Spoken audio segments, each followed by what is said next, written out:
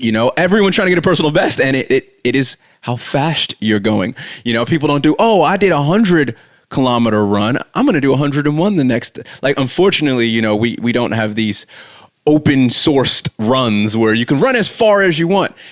Except ultras, actually extreme ultras, the Barclays. I was just thinking. The Barclays, where it's basically just who drop. No, what? Oh no, there's the backyard ultras that are happening where it's basically till you drop. It's the 4 mile. It's a war of attrition. Exactly. Yeah. So sorry, but not the Barclays. It's not the Barclays, which technically it kind of is, but because it is basically last person standing.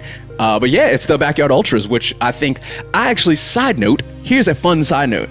I have a cool theory, and I'm gonna do a really long-winded post podcast video on this, and I really believe, so as much as I said, you know, like, oh, I'm fast, you know, this, that, and the other, I really believe that we put too much power and we give too much props to pro runners, pro marathoners in particular. They have been born with a crazy amount of speed and endurance, and they can hold it, and they have crazy high lactate levels that they can hit and not slow down.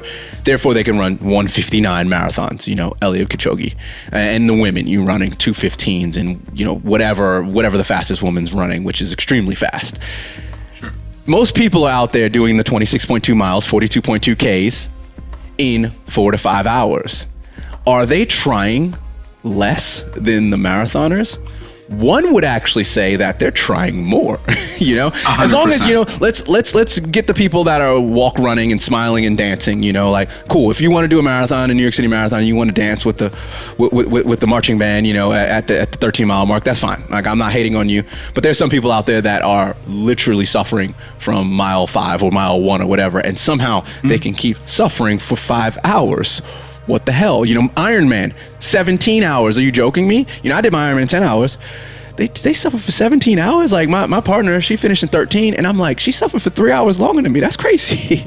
Well, and that's some of the point, right? I've heard from a handful of other athletes. It's like, yeah, I ran faster because I wanted the suffering to be over.